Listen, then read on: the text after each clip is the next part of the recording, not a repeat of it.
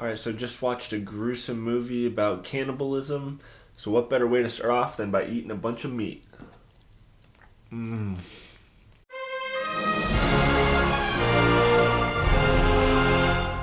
Green Inferno. Okay, so I have to start off this review by giving a big shout out to the director of this movie, Eli Roth. In order to make this movie, he actually went and found a tribe out in the jungle, had to explain to them what a movie was, teach them what a movie was. He did this by showing them one of the most horrific cannibalism movies out there. They responded by thinking it was a comedy, so they all agreed to do the movie. And he actually pulled out some pretty good performances from people who didn't even know what a movie was. I don't know if a lot of directors out there would do that, but I think that is freaking awesome. Now, a lot of you probably heard about this movie a long time ago and know how it got delayed. I didn't follow up on the news on it. I'm not sure what the reason for the delay was, but because of it, there has been a lot of anticipation with this movie, thinking, oh my god, it's going to be the most gory thing we've ever seen, oh my god. And I have to admit, there was one scene in this movie with this death was probably the most horrific death I have ever seen on screen.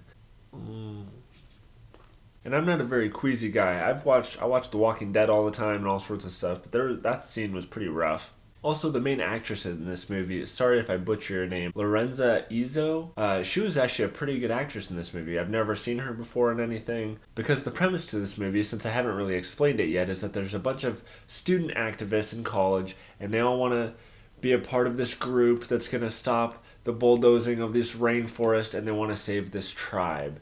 Do they know much about it? Not really. They're all just kind of doing it because it's the cool thing to do.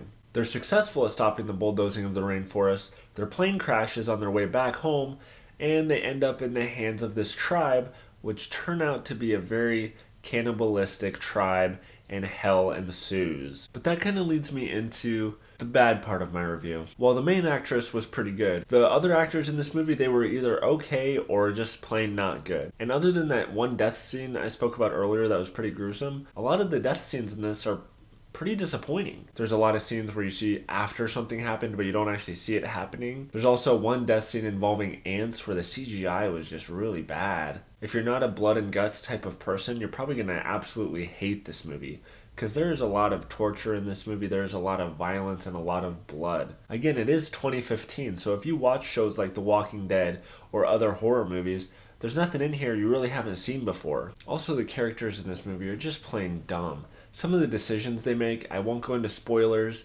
there are just certain actions they take a lot in this movie where I'm just like, what are you doing? Especially the end of the movie, there's certain character arcs that happen that I'm just like, what? That makes no sense at all. At least to me it doesn't. But I thought she pulled off, the frightened college girl pretty well. I also loved the premise to this movie and kind of the message I got from it. I don't know if it's what he was going for, but the message I pulled out of this movie, many young people, especially college-age students, sometimes high school students, but the younger generation, they tend to find some sort of social activist thing on Facebook, or they see it on their college campus, and they feel they have to engage in it, and if they don't, somehow they're being a bad person, or they're just not being cool.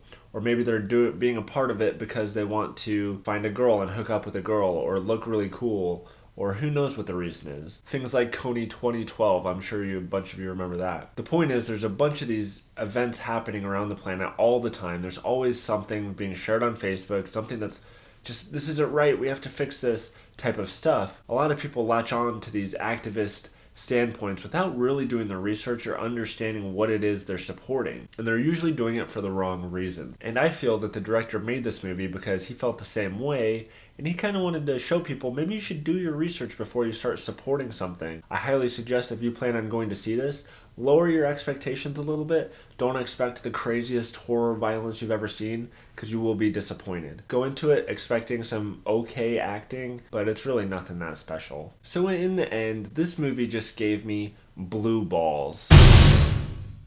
And again, if you don't understand my rating system, I please ask that you go check out my video explaining my rating system. If you haven't subscribed to my channel yet, make sure you subscribe right now.